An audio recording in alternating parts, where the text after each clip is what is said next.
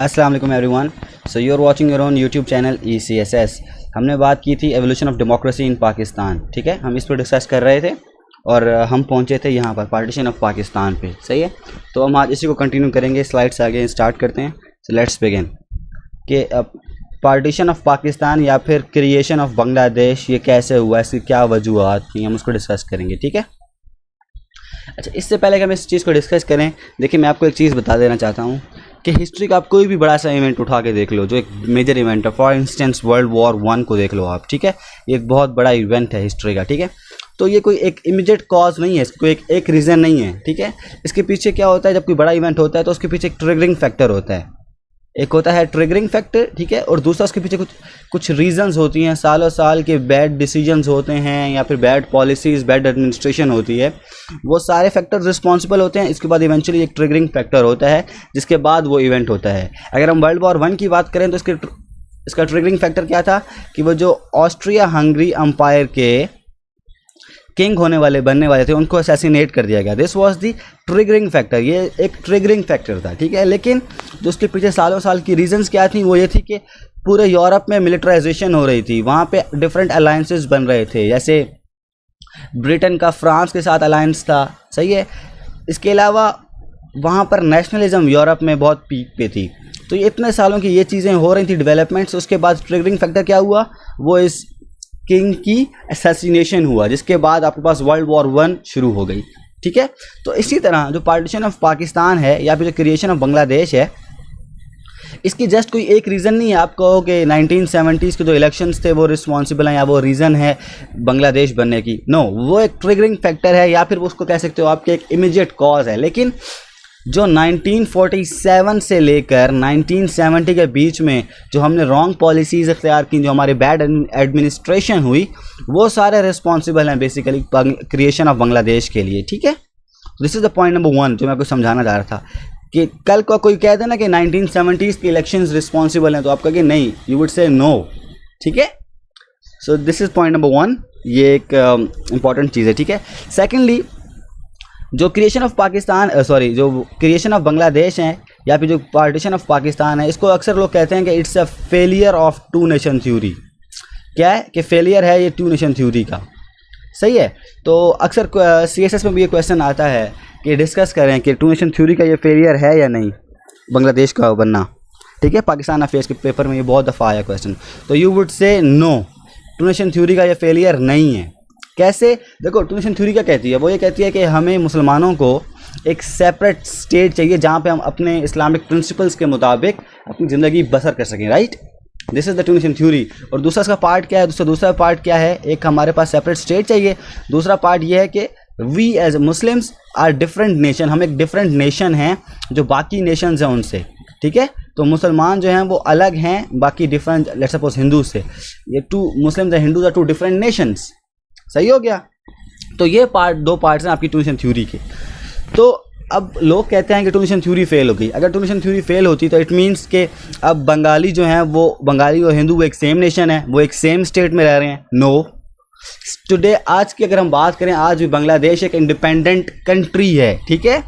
और ये उसके आर्टिकल मैंने लिखा है, बांग्लादेश के जो कॉन्स्टिट्यूशन है उसका आर्टिकल 2A, जिसका जो स्टेट रिलीजन है वो क्या है, स्टेट रिलीजन इस्लाम है, ये देख रहे हो।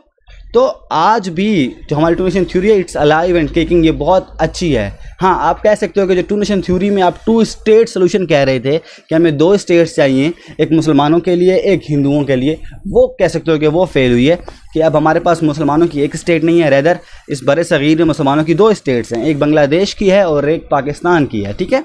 तो 2 स्टेट थ्योरी एक किस्म की आप कह सकते हो वो रिजेक्ट हुई है, लेकिन 2 नेशंस थ्योरी रिजेक्ट नहीं हुई, because at the end of the day Bengali जो है वो मुसलमान हैं और उनका एक सेपरेट कंट्री है, सेपरेट स्टेट है। Make sense? तो अक्सर मैं आपको बता देता हूँ कि जैसे परवेज़ हुड बॉय जैसे लोग हैं ना, वो कहते हैं कि जो 1970s का इवेंट था उसके बाद से आपकी 2 नेशन थ्योरी फेल हो गई है, वो बे ऑफ बंगाल में बह गई है। तो आप कहोगे नहीं, it's not like that, 2 nation theory अभी भी सही है, बिल्कुल ठीक है, ठीक है। तो ये आपने चीज़ याद रखनी है, 2 नेशन थ्योरी अभी भी अलाइव एंड किकिंग है। और जो पार्टीशन ऑफ पाकिस्तान हुई है या फिर क्रिएशन ऑफ बांग्लादेश हुई है, उसके पीछे different political, social, cultural reasons थे, उसकी वजह से बांग्लादेश बना है, ठीक है। टू नेशन थ्योरी के फेल होने की वजह से नहीं बना, क्योंकि आज भी, आई रिपीट, आज भी बांग्लादेश एक सेपरेट स्टेट है, वहाँ पे मुस्लिम्स की मेजॉरिटी है, वहाँ का स्टेट रिलीजन इस्लाम है। Make sense? तो आपको ये चीज़ समझनी है। Okay, having said that, now let's discuss the reasons जो रिस्पॉन्सिबल हैं बांग्लादेश बनाने के या बनने के लिए। So first and foremost thing is the political factors, कि वो क्या पॉलिटिकल फैक्टर्स थे जिसकी वजह से बांग्लादेश बना। So first and foremost thing is dysfunctional democracy. देखो, मैंने आपको बताया कि हमारे पहले 10 सालों में 7 प्राइम मिनिस्टर्स चेंज हुए थे, ठीक है। पॉलिटिकल इंस्टेबिलिटी थी, जब पॉलिटिकल इंस्टेबिलिटी होगी तो आपके पास डेमोक्रेसी नहीं होगी, जब डेमोक्रेसी नहीं होगी तो फिर आप कैसे एकोमोडेट करोगे उन लोगों को जो आपसे नाराज़ हैं। क्योंकि देखो 1948 में ही क्या हुआ था, आपके पास लैंग्वेज इशू आ गया था, ठीक है, कि नेशनल लैंग्वेज कौन सी बनेगी, उर्दू बनेगी या फिर बंगाली बनेगी। उस पर कायद-ए-आज़म मोहम्मद अली जिन्ना साहब ने उर्दू को फोकिया दी कि उर्दू हमारी नेशनल लैंग्वेज होगी, ठीक है। तो इस डिसीजन को इतनी पजीराई नहीं मिली थी हमारे जो ईस्ट पाकिस्तान, जो ईस्टर्न विंग था पाकिस्तान का, दैट इज़ बांग्लादेश, उसको इतनी पजीराई नहीं मिली इस डिसीजन को। तो उनके दिल में काफ़ी आप कह लो कि ना रंजिशें आ गई थी इस बात से। सेकेंडली, उन बंगाली जो लोग हैं ना, आपको समझना पड़ेगा, उनको अपने कल्चर से बहुत मोहब्बत है, अपनी ज़बान से बहुत मोहब्बत है बंगाली, ठीक है। तो वो इस चीज़ से काफ़ी खफा थे कि ऐसा क्यों किया गया है। तो अब अगर हमारे पास डेमोक्रेसी होती कायद-ए-आज़म मोहम्मद अली जिन्ना के जाने के बाद, तो हम जो उनकी ग्रीवेंसेस थी, जो उनकी ग्रीवेंसेस थी बंगालियों की, उनको हम एकोमोडेट करते, ठीक है। उनके जो मसले मसाइल उनको हम दूर करते बात through negotiations, through political settlements. लेकिन हमने वो नहीं किया, क्योंकि हम डेमोक्रेसी नहीं थी हमारे पास, तो हम अपने मसलों में उलझे रहे, ठीक है। अपने मसलों में उलझे रहे तो हमने उनको बिल्कुल ही छोड़ दिया। तो उससे इनके दिल में एक सेंस ऑफ एलियनेशन क्रिएट होना शुरू हो गई। दिस इज़ पॉइंट नंबर 1, ठीक है।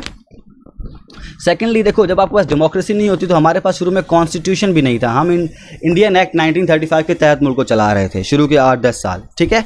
जब हम इंडियन एक्ट 1935 के तहत चला रहे थे, हमारे पास कॉन्स्टिट्यूशन नहीं था, तो हम कैसे दो इतने डिफरेंट विंग हैं, एक आपके पास यहाँ पर है वेस्टर्न पाकिस्तान, फिर ये इंडिया है, यहाँ पर आपके पास ईस्टर्न पाकिस्तान है। अब ये देखो, एक हमारा हिस्सा यहाँ पे था, एक विंग यहाँ पे था। अब इसको हम जोड़ेंगे कैसे? देखो, आजकल हमारी पॉपुलेशन है तकरीबन 20 करोड़। इन सब पॉपुलेशन को, जिसमें डिफरेंट कलर के लोग हैं, डिफरेंट मज़हब के लोग हैं, डिफरेंट लैंग्वेज बोलने वाले लोग हैं, उन सबको जोड़ा हुआ किसने जोड़ा हुआ है? 1973 के कॉन्स्टिट्यूशन ने। कॉन्स्टिट्यूशन बेसिकली एक सोशल कॉन्ट्रैक्ट होता है, ठीक है, सब लोगों के माबैन। उस टाइम पे हमारे पास कॉन्स्टिट्यूशन ही नहीं था कि हम इन दो दो विंग्स के लोग हैं, इनको एक कॉमन पॉइंट पे लेकर आके जोड़ते। We did not have any social contract, ठीक है। तो ये भी एक बहुत बड़ा फ्लॉ था। तो क्योंकि हमारे पास डिसफंक्शनल डेमोक्रेसी थी, तो ना हमने उनकी डिमांड्स को देखा, ठीक है, ना हमने उनकी ग्रीवेंसेस को दूर किया, ना हमारे पास कॉन्स्टिट्यूशन था कि हम पूरे के दो जो विंग्स थे हमारे, उनको हम जोड़ते, इकट्ठा करते, एक यूनिट पॉइंट पे लेकर आते, एक फोकस पॉइंट पे लेकर आते, जहाँ पे हम सबकी डिमांड्स को सामने रखते और एक आप कह लो कि एक मिली जो इंक्लूसिव गवर्नमेंट बनाते। हमने ऐसा कुछ भी काम नहीं किया। सो ये एक बहुत बड़ा पॉइंट था, ठीक है। So dysfunctional democracy is one of the reasons कि क्यों उनके दिल में सेंस ऑफ एलियनेशन स्टार्ट हो गई बंगालियों के दिनों में, ठीक है। सेंस ऑफ एलियनेशन का मतलब है कि उनको लगा कि हम पाकिस्तानी नहीं, मतलब उनके दिल में ये स्टार्ट होगा कि हमसे गैरों वाला सलूक किया जा रहा है, हम गैर हैं, हम यहाँ के नहीं हैं, ठीक है। ये मतलब है इस एलियनेशन का। सेकेंडली, लैंग्वेज का इशू मैंने बता दिया आपको कि बंगालियों में ये डिसीजन काफ़ी अनपॉपुलर हुआ।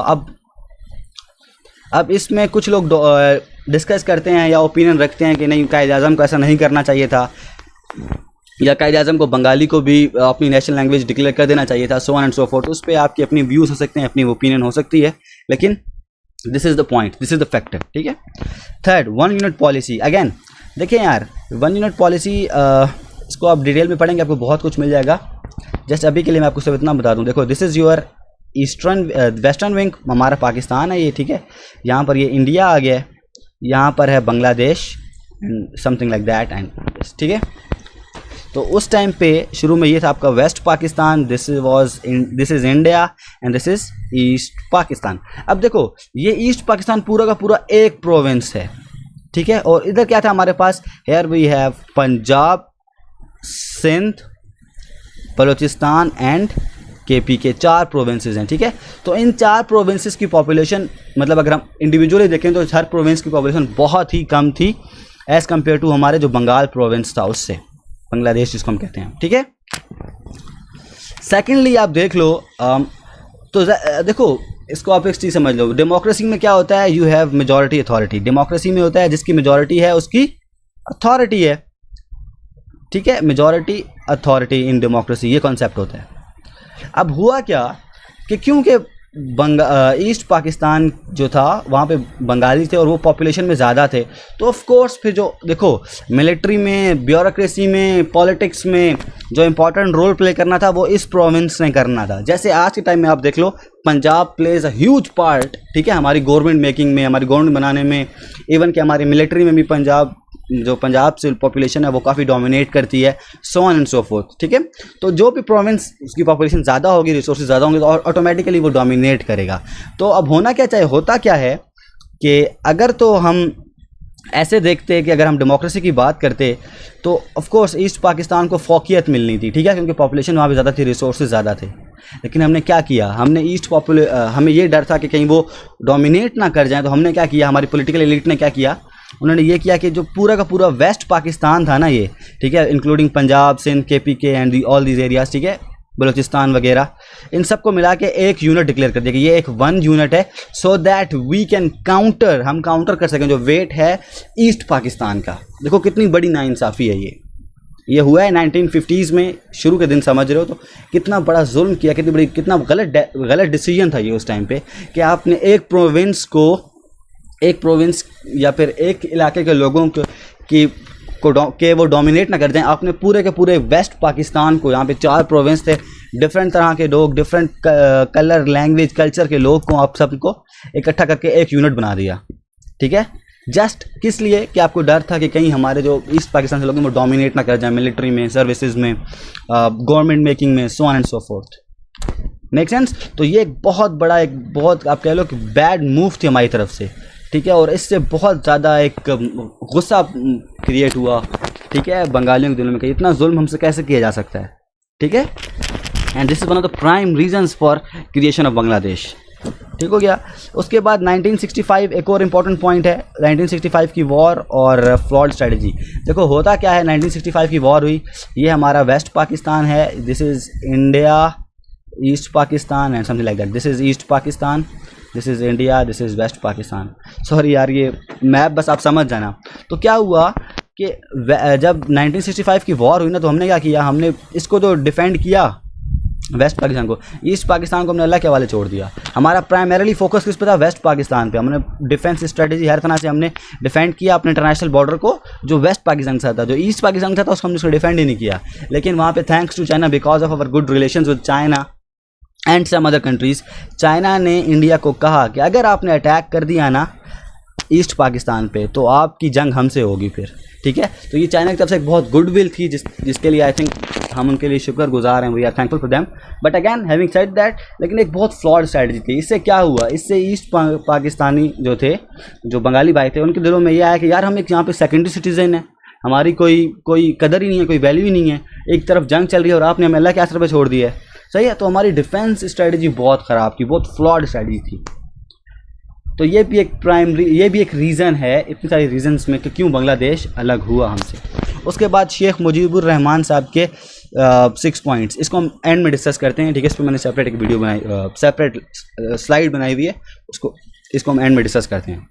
तो आई होप इस स्लाइड तक आपको समझ आ गया होगा इसमें हमने क्या पढ़ा।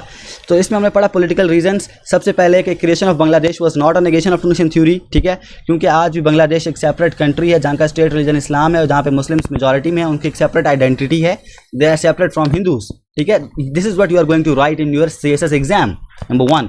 नंबर 2, कोई भी बड़ा इवेंट होता है उसके मैं लिख देता हूँ यहाँ पे, एक तो ये फेलियर नहीं था, ठीक है। दूसरा, जो कोई भी बड़ा इवेंट होता है उसके पीछे सीरीज ऑफ रीजंस होती हैं, सीरीज ऑफ इवेंट्स होते हैं, प्लस ट्रिगरिंग फैक्टर होता है। दिस इज पॉइंट नंबर 2, ठीक है। पॉइंट नंबर 3 और हमने पढ़ा फिर ये पॉलिटिकल रीजंस जो रिस्पॉन्सिबल हैं बांग्लादेश बनने की, ठीक हो गया। नाउ हम बात करते हैं इकोनॉमिक फैक्टर्स। अब ये बहुत ईजी चीज़ है, देखो अच्छा ये तो मैं आपको बता दे रहा हूँ कि डोमिनेशन, आर्मी, ब्यूरोक्रेसी, एडमिनिस्ट्रेशन, इन सब में डोमिनेट कौन कर रहा था, वेस्ट पाकिस्तान डोमिनेट कर रहा था, आपकी ब्यूरोक्रेसी में, आपकी एडमिनिस्ट्रेशन में, आपकी मिलिट्री में, so on and so fourth, ठीक है। सेकेंडली, इनइक्विटी ऑफ रिसोर्सेज था। देखो हम क्या करते थे, हम जूट को एक्सपोर्ट करते थे और उसका जो अकॉर्डिंग टू आवर जो हमारे बंगाली भाई थे उनके मुताबिक जो रिसोर्सेज आते थे ना वो वेस्ट पाकिस्तान पे लग जाते थे सारे के सारे। हम एक्सपोर्ट कर रहे हैं ईस्ट पाकिस्तान से जूट, ठीक है, और रिसोर्सेज हम लगा रहे हैं वेस्ट पाकिस्तान पे। सो अगेन ये एक रीज़न थी। दूसरे बात एक और चीज़ क्या है, 1970s के फ्लड्स। देखो फ्लड्स आए ईस्ट पाकिस्तान में 1970s में। अब हमसे वो है इतना दूर कि हम उसको सपोर्ट नहीं कर पाए, हेल्प नहीं कर सके ईस्ट पाकिस्तान की, ठीक है। एड वहाँ पे लेके जाना बहुत बड़ा मसला है। डायरेक्ट लैंड रूट से तो आप नहीं लेके जा सकते, आपको या तो सी रूट चाहिए या फिर आपको एयर रूट चाहिए। अब एयर रूट भी पॉसिबल नहीं था, तो सी रूट से जाना आना फ्लड्स में बहुत बड़ा एक इशू बन गया था ये हमारे लिए। Make sense? तो इस वजह से भी हम इनमें ये सेंस ऑफ एलिनेशन आई। फिर सोशल इश्यूज़ मैंने आपको बताया, एक तो लैंग्वेज का कि उर्दू वर्सेस बंगाली, ठीक है, ये मसला था। ये शुरू से 1948 से ये स्टार्ट हो गया था, ठीक है। एक इशू ये था, इस पर आप एक पैराग्राफ लिख लेना। फिर कल्चरल डिफरेंसेस थे। देखो यार हमने ना हमेशा से अब वो मतलब उनके रहन सहन को, हर चीज़ को हमने बहुत ही ना हकारत की नज़र से देखा शुरू से ही। और ये शायद बात मुझे कहने में बुरा भी लग रहा है, लेकिन ये सच है, हमने उनको हकारत की नज़र से देखा है। इवन कि देखो ये हम कहते हैं ना 2 टके का आदमी, ये टका क्या है, ये करेंसी है बांग्लादेश की, ठीक है। ये जो हम 2 टके का आदमी ये चीज़ें बोलते हैं, ये करेंसी है बांग्लादेश। तो हमने उनको हमेशा से डिग्रेड किया है, उनको हम कमतर समझा है, ठीक है। सो ये is one of the very very important reasons क्यों बांग्लादेश हमसे अलग हुआ है। फिर ज्योग्राफिक फैक्टर, मैंने आपको बताया कि 1970s के फ्लड्स आए थे तो हम उनकी हेल्प नहीं कर पाए, एड नहीं कर पाए, क्योंकि दरमियान में 1000 माइल का एक हमारा एडवर्सरी स्टेट है, ठीक है। तो एक नेचुरल लिंकेज ही नहीं थी हम में और इनमें। इतने बड़े आपके लोग ये रिस्पॉन्सिबल है, ये बहुत बड़ा फैक्टर है ज्योग्राफिक फैक्टर, कि खुदा न खास्ता कल को वेस्ट पाकिस्तान में कुछ होता तो ईस्ट पाकिस्तान से हेल्प कैसे आती, मतलब बहुत बड़ा मसला बन जाता। या ईस्ट पाकिस्तान में कुछ हो रहा तो हम उनको हेल्प कैसे करेंगे। अगेन लॉजिस्टिक्स दरमियान में कोई ऐसा कुछ सपोर्ट नहीं थी हमारे पास। रेदर हम एक एडवर्सरी स्टेट है हमारे पास जिसने पाकिस्तान के एग्जिस्टेंस को ही मानने से इनकार कर दिया है, ठीक है। और यही हुआ 1970s में फ्लड्स आए तो हम उनकी हेल्प नहीं कर सके। तो हेल्प किसने किया, फिर आके इंडिया और यूएस ने एड किया इनको। Make sense? अच्छा, अब हम बात करते हैं ट्रिगरिंग फैक्टर की। सो हमने क्या अभी तक क्या पढ़ लिया, बांग्लादेश के बनने की जो रीजंस हैं। पॉलिटिकल फैक्टर्स को हमने डिस्कस कर लिया, फिर सोशल फैक्टर्स, कल्चरल रीजंस जो रिस्पॉन्सिबल हैं, उसके बाद ये चीज़ें हम सारी देख ली हैं, ठीक है। हाँ, लास्टली हमने इकोनॉमिक फैक्टर्स को भी देख लिया, सही है। अब हम बात करते हैं ट्रिगरिंग फैक्टर की। ट्रिगरिंग फैक्टर क्या हुआ, देखो अब मैं इसको डिटेल में नहीं बताऊंगा क्योंकि आपने बचपन से ही पढ़ा है कि हमने कितनी सीटें ली मुजीबुर रहमान साहब ने, so and so fourth. Just quickly इसको देख लेते हैं। तो याया खान साहब हुकूमत में आ गए, ठीक है। उन्होंने इलेक्शंस का बोला, इलेक्शंस करवाए। शेख मुजीबुर रहमान साहब जो हैं वो ईस्ट पाकिस्तान में जीत गए। जुल्फ़िकार अली भुट्टो साहब वेस्ट पाकिस्तान में उनको मेजॉरिटी मिली, ठीक है। अब होना था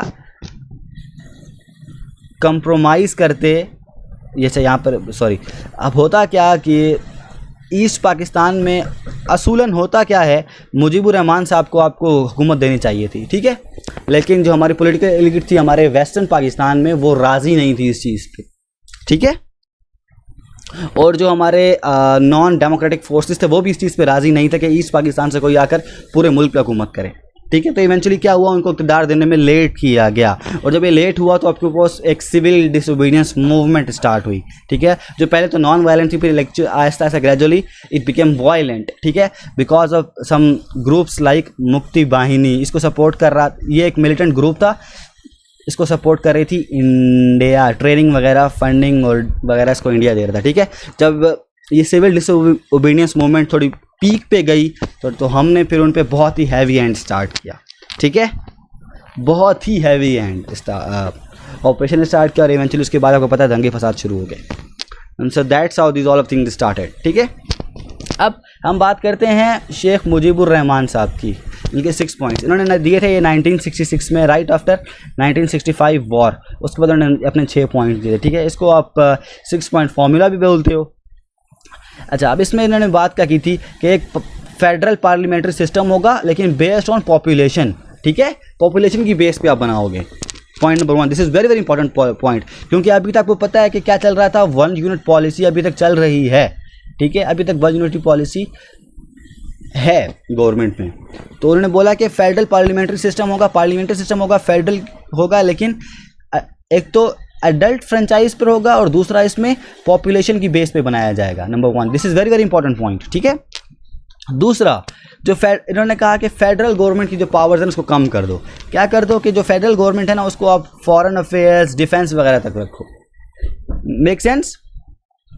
उसके बाद उन्होंने बात की कि there should be the 2 different currencies. अब दोनों, अब क्योंकि आपको पता है वो उनको ये था कि जो हमारी इकोनॉमी है, जो हमारे हम जो रेवेन्यू जनरेट कर रहे हैं वो हमारे ईस्ट पाकिस्तान पे नहीं लग रहा, रेदर वो सारा का सारा यूज़ किया जा रहा है वेस्ट पाकिस्तान के डेवलपमेंट में, ठीक है। तो वो ये कह रहा था कि आप 2 डिफरेंट करेंसीज बना दो हमारे मुल्क में, और फिर 2 डिफरेंट आपके पास रिज़र्व, फेडरल रिजर्व्स होने चाहिए, ठीक है। ईस्ट पाकिस्तान के अलग, वेस्ट पाकिस्तान के लिए रिजर्व्स अलग। तो ये एक ऑफ कोर्स एक बहुत ही मतलब मुश्किल पॉइंट था करना इसके लिए, ठीक है। फिर उसने बोला कि जो मुजीबुर रहमान साहब ने कहा कि जो टैक्स कलेक्ट करना है, जो ठीक है ये सारी चीज़ें, ये पावर्स दे दो आप प्रोविंसेस को, ठीक है। इससे पहले फेडरल गवर्नमेंट के पास है, उन्होंने बोला कि आप पावर्स दे दो प्रोविंसेस को, टैक्स कलेक्ट करना है, so on and so fourth. तो इससे आप देख रहे होगे ये बात कर रहे हैं कॉन्फेडरेशन की, ठीक है, कॉन्फेडरेशन स्टेट्स की, जिसमें आपके पास प्रोविंसेस या फिर जो स्टेट्स होती हैं वो पावरफुल होती हैं और जो फेडरल गवर्नमेंट होती है या जो भी जो गवर्नमेंट होती है वो वीक होती है, और गवर्नमेंट अपनी पावर ड्राइव करती है स्टेट की पावर से, ठीक है, ठीक है। तो ये उन्होंने बात की थी कॉन्फेडरेशन की।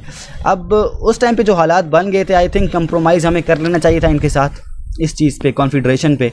कुछ पॉइंट्स हम मान लेते, कुछ वो हमारे मान लेते तो बेहतर होता। अभी 18th अमेंडमेंट की 18th जो अमेंडमेंट आई है, इसके बाद क्या हुआ है, हमने अपने फेडरल सिस्टम को कॉन्फेडरेशन सिस्टम की तरफ लेके गए हैं, यही किया हमने अभी भी। तो अगर उस टाइम कर लेते तो शायद इतना बड़ा मिसहैप ना होता, लेकिन खैर हैविंग सेड दैट, तो अब इस पॉइंट से समझ रहे होगे कि क्या बात हो रही है। बात हो रही है कॉन्फेडरेशन स्टेट की, कि हम कॉन्फेडरेशन चाहते हैं, हम स्टेट्स को, प्रोविंसेस को स्ट्रॉन्ग करो, उनको पावर दो, ठीक है। अच्छा, उसके बाद there should be separate accounts of foreign exchange earnings, foreign reserve की मैंने आपको बात बता दी। फिर east Pakistan would be entitled to have a militia. अब इनको चाहिए कि हम, ये क्या कहते हैं ईस्ट पाकिस्तान वाले, कि हमें या तो मतलब कोई एक पैरामिलिट्री फोर्स या मिलिशिया दो, ठीक है, सोली अंडर इट्स ज्यूरिडिक्शन, जो हमारे ज्यूरिडिक्शन में हो, दैट इज़ ईस्ट पाकिस्तान की ज्यूरिडिक्शन में हो। अब आप समझ रहे हो क्यों, क्योंकि उन्होंने देखा है कि जो 1965 में उनके साथ हुआ है, सो दे वांटेड समथिंग ताकि वो सिक्योर फील करें, ठीक है। So I think it's enough for today. या इम्पैक्ट्स डिस्कस कर लेते हैं इसके जल्दी से। इसके इम्पैक्ट्स क्या हुए यार, देखो हमारी पॉलिसी रही है लुक ईस्ट पॉलिसी, ठीक है, लुक ईस्ट पॉलिसी। इससे पहले हमारी पॉलिसी, शुरू में हमारी पॉलिसी क्या रही थी, हमने वेस्ट की तरफ देखा था, हमने हेल्प उनसे ली वेस्ट से, ठीक है। डिफेंस में सीटो सेंटो आप देख लो, डिफेंस एग्रीमेंट्स, हम सब हमने हमेशा ध्यान किया है वेस्ट की तरफ। लुक वेस्ट पॉलिसी रही है हमारी, ठीक है। डिफेंस इक्विपमेंट हो गया, एड हो गई, सारा वेस्ट से आया है, जिसमें यूएस और ईयू वगैरह हैं। हमने ईस्ट की तरफ देखा नहीं है, लेकिन ईस्ट की तरफ हमारा लिंकेज कहाँ से बनता था, वो ईस्ट पाकिस्तान की तरफ से बनता था, ठीक है। ईस्ट पाकिस्तान अगर हमारे पास आज होता तो हमारे पास जो एशियान कंट्रीज़ हैं, फॉर एग्जांपल, ठीक है, जो एशियान कंट्रीज़ हैं, मलेशिया, इंडोनेशिया वगैरह वगैरह, ये सारे कंट्रीज़, उनके साथ हमारा राब्ता बहुत ईजी हो जाता, हमारी कनेक्टिविटी, कोऑर्डिनेशन बहुत आसान हो जाती, ठीक है। तो हम वहाँ पर भी एक अपना स्ट्रॉन्ग रोल प्ले कर सकते हैं, ठीक है। लेकिन क्योंकि ये बांग्लादेश बन गया तो हमारी जो लुक ईस्ट पॉलिसी है इसको काफ़ी एक धचका लग गया है। ऑल्दो उस टाइम पे हमारा इतना फोकस नहीं था ईस्टर्न साइड पे, हमारा फोकस वेस्टर्न वर्ल्ड की तरफ था, लेकिन स्टिल ये एक ऑप्शन थी जो अब हमें अब हॉन्ट कर रही है। अब हम इतना कोशिश कर रहे हैं कि हम एशियान का मेंबर बन जाएं, ठीक है, एशियान कंट्री का मेंबर बन जाए। इवन के मलेशिया हमारे लिए लॉबिंग भी कर रहा है, लेकिन स्टिल हम बहुत दूर हैं। Make sense. दूसरा, इससे इंस्टेबिलिटी और फेयर क्रिएट हो गया, इसको आप खुद ही लिख सकते हो। एक बहुत बड़ा स्ट्रेटेजिक लॉस हुआ, कश्मीर कॉस्ट भी बहुत बड़ा, मतलब आप कह लो कि इसका इम्पैक्ट हुआ, ठीक है। फिर इकोनॉमिक लॉस हुआ, क्योंकि पता है आपको पॉपुलेशन कम होगी, लॉस ऑफ ह्यूमन कैपिटल कम होगा, रिसोर्सेज कम होंगे, so on and so fourth, तो इकोनॉमी भी आपकी डाउन जाएगी, ठीक है। तो ये सारे इम्पैक्ट हैं, इसमें कोई ऐसी बड़ी बात नहीं है टेक्निकल चीज़ को मैं आपको समझा सकूं, जैसे आपने खुद ही लिखना है। आई होप आपको ये पॉइंट समझ आ गया होगा, लेकिन still if you have any questions और query you can ask me in the comment section. So in the next video we can discuss Zulfikar Ali Bhutto साहब एरा, उसको हम डिस्कस करेंगे कि उनमें क्या क्या हुआ, मेजर डेवलपमेंट्स क्या हुई कॉन्स्टिट्यूशन को लेके। इसमें हमने सिर्फ एक इवेंट को पढ़ा है, that is partition of Pakistan या फिर क्रिएशन ऑफ बांग्लादेश। ये एक बहुत इंपॉर्टेंट टॉपिक है और बहुत ही इंपॉर्टेंट है CSS के एग्जाम्स के लिए, ठीक है। इस वीडियो को अच्छे से समझ लो, आई होप आपको समझ आ गई होगी, लेकिन स्टिल कोई क्वेश्चन है तो you can ask me in the comment section and I will try to answer as soon as possible. Thank you very much. अल्लाह हाफिज़, स्टे ब्लेस्ड।